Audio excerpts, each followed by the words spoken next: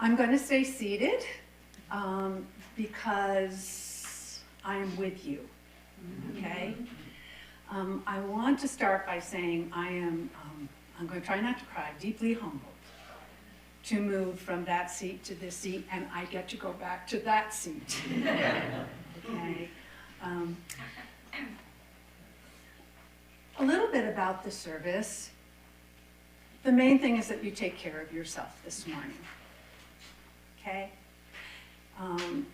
That you know what you need and you're the expert on you, and so to use this time to take care of yourself, whether that's being still or going just so far with what we're doing, participating fully, you'll know what to do, okay? It's not traditional worship, but it will be very worshipful, okay? I'm going to coach you all the way through. We're going to stay informal as well. And we're going to use the space graciously between the movements of the service. So that means you're going to have to let yourself be still for maybe a minute where you don't have to speak or think or nothing. Okay?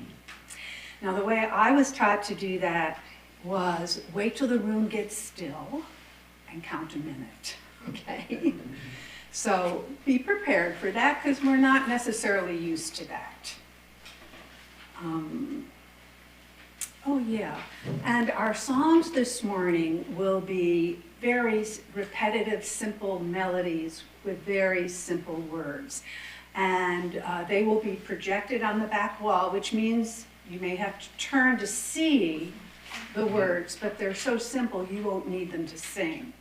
But there will be beautiful videos with most of the songs we're going to sing in case you want to watch that as you sing. Please do sing. Realize that any note your neighbor isn't already singing is harmony. So everything goes, okay? Everything goes. So in just a moment, we'll begin with some quiet that will move us into our first song. And this is a sung prayer that I hope will serve as an affirmation of the fullness of your humanity just as you are. As you are. As you arrived this morning, and indeed honors the fullness of each of our humanities. So let us be in sacred silence and treasured word, a sanctuary time of awareness that moves us toward our longing for healing.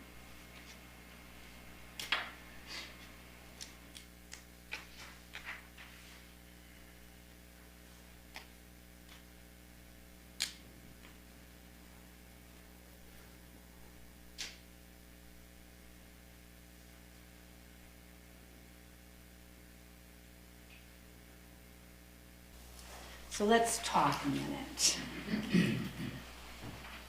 I'm releasing my breath because I've been holding it a little bit, so I'll take a breath. You know, when Vicki, I think it was, first approached me about the service today, I wondered, why do a healing service as worship? Right? And I wondered, what needs healing? But as I thought about that more, I remembered something I had already learned, and that is the meaning of the word worship. It comes from an old English word that means worthiness. Worthiness. So to be in worship is to be honoring your worthiness. The worthiness of each person here gathered and even beyond this space.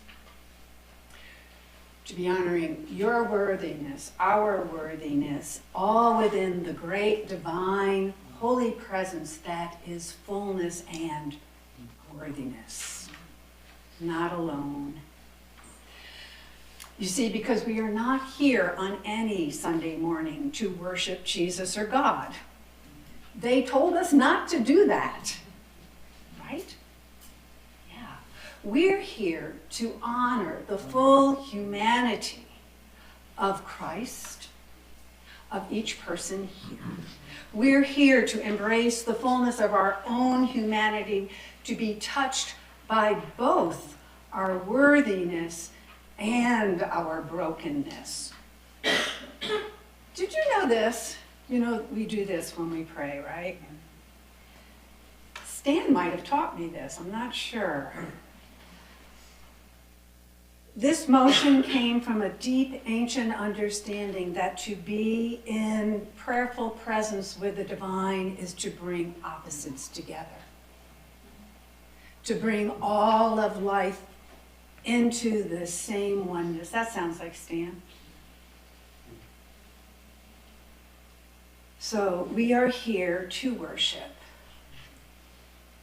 to honor our worthiness, and begin to reflect upon where we may feel broken. In just doing that, in beginning to connect the dots of our lives, we begin to make meaning for ourselves.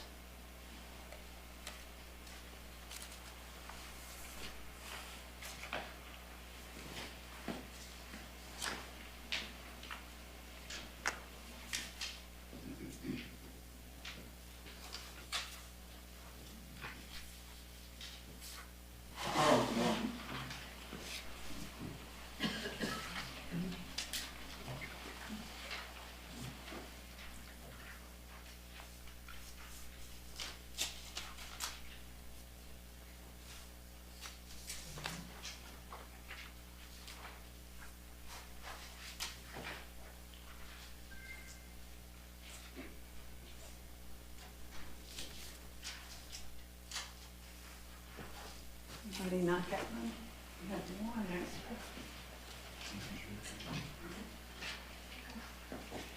Well, I'm going to put them right here. That fits in your wallet, so you can remember every day. If you connect the dots, the chaos may disappear and something else may appear.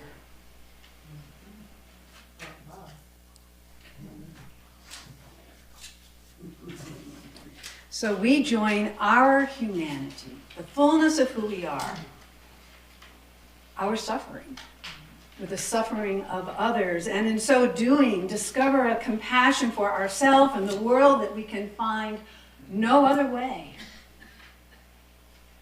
Worthiness, worship, healing into wholeness. Take a breath.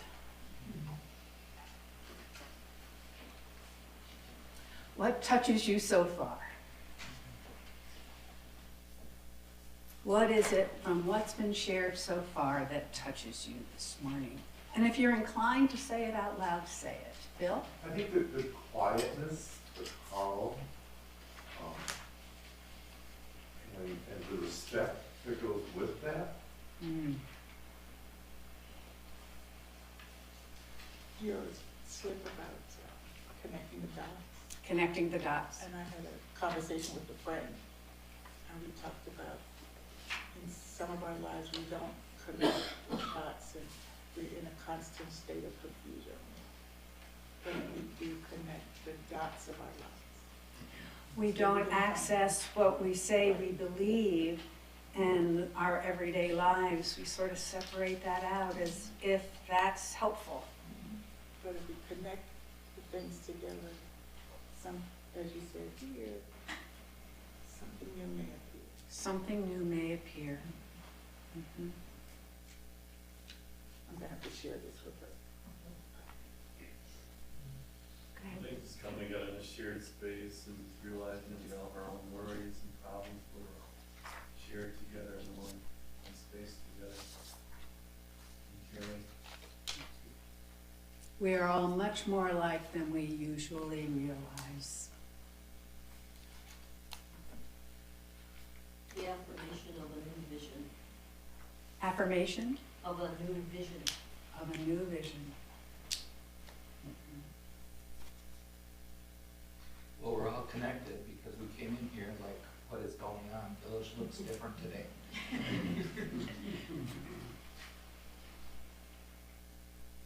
When I was pastoring a church, I used to say, any Sunday you come, it may look different, but there will always be a theological reason why the pulpit got moved from there to there, or the Bible's now over there. And this configuration has theological meaning too, doesn't it? Yeah. So, for me, this is Karen, right? I think healing, for me, is a lot like grieving and forgiving. It's a process. Remember the story in the Bible where Jesus sits with the blind man, and the blind man asks for sight, and Jesus spits into the dirt and makes mud? I won't go there. And puts this mud pack on the blind man's eyes. And then shortly after asks him, "What do you now see?" And his response was, "I see trees walking." Beginning sight, not clear. And so Jesus spits again in the dirt and makes more mud, puts it on the man's eyes again, and this time he sees more clearly.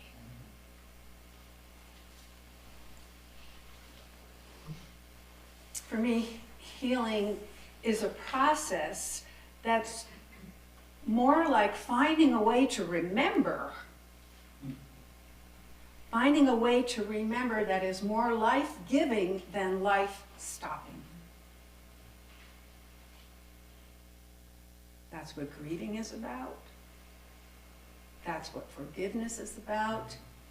And to me, that's what healing is about. Finding a way to remember, bringing it all together. And for me, healing often comes in waves of new insights or deepening awareness, self-awareness, right? Yeah, and it's not about a cure. It's not about a cure. You know that phrase that Jesus says in several places to individuals? He says, "Your faith has made you well." Well, that's a translation from Aramaic to Greek to English. But if you do the spoken words of Jesus, purported spoken words of Jesus, from the Aramaic to the English, it would sound more like this. As you give yourself to the oneness of the universe, you are becoming whole. Your faith has made you well. Very hard to wrap my head around how that works. But I can wrap my head around the notion that if I give myself to divine presence, to the holy in our midst, to possibility that is being made in the moment for me, if I can begin to give myself to that, I will start the journey toward wholeness.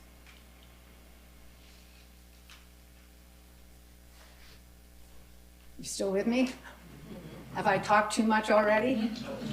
Because I'm going to shift gears and say a whole bunch more, okay? This I think I'll stand for. Because this was a wave of new insight that really helped me, because I don't know about you, but when trouble comes knocking at my door, it's sort of like I throw the baby out with the bathwater. You know, I just go with what isn't working, right? And this insight really helped me. A pastor mentor of mine introduced me to the notion that the liturgical year as we know it can actually serve as a roadmap to psychological, spiritual, emotional wholeness. So let me talk to that for a minute. we think our liturgical year starting with Advent, right? But for this purpose, I'm going to ask you to think it starts the Sunday before on Christ the King Sunday. That's the Sunday where we immerse ourselves in the safety of the reign, R-E-I-G-N, of the divine. We had the benefit of doing that where those ancients long ago did not as they enter Advent. But we enter knowing how the story ends and that all things are possible. So let's start there. Which makes it much more likely for me anyways to go into the unknown. To jump off the edge, to embrace the darkness. What language do you use? To realize the plumber has to come, and the kid's school bus didn't show up, and I might get fired this week. That time of Advent, where we step into the unknown, not knowing how the story is going to end, praying like crazy, like the ancient ones did, that's good news is coming. And then comes Christmas, where something we could never have conceived of on our own is indeed born in us. That brings light, beginning awareness, and we have an epiphany, right? A deeper understanding, a new knowing, something bubbling up in us that might just be what we need most. And we sit with that and wrestle with that in a little bit of ordinary time as we then journey through Lent. We journey toward Jerusalem, the power center. It's also in here, right? That's the time when Jesus walked the talk, letting go of consequences to be faithful to his insight, his Christmas moment. And that's what we're invited to. In fact, we even want to. When we have an epiphany, we want everyone to know it, and we're out there, we're walking it, we're talking it, we're doing our best. And sure does seem like the more you do that, the closer you get to Jerusalem, the center of things, the more likely it appears you're going to get nailed for it. And you probably will. But if the thing that's been born in you is genuinely of the divine, nothing can stop it. Nothing kills it off in you. And you get to spend some time with Jesus appearing to you and encouraging to keep on keeping on. And when he feels you're about ready to continue walking on your own because he trusts you that much. Pentecost. I love to use the thing in The Wizard of Oz. Well, home has always met. Right? And so this new awareness goes even deeper in you, bringing light and possibility, and now you move into ordinary times, most of the year, watching how that new epiphany shows up in different parts of your life. Now the good news of that to me is the awareness that not all parts of my life are in the same liturgical season at the same time. I got a part of my life that's getting nailed right now, but I have a part in Epiphany. I have some work that's moving into my ordinary life now, the fruits of that. You don't have to throw the baby out with the bathwater because something hard or challenging happens in one part of your life doesn't mean your life is robbed from you.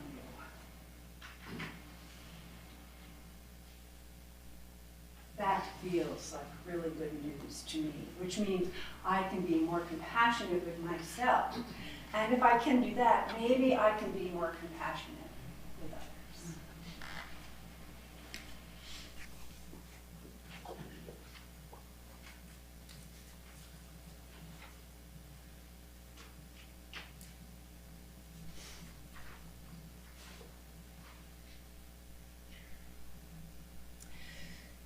And so we turn our journey toward wholeness and healing.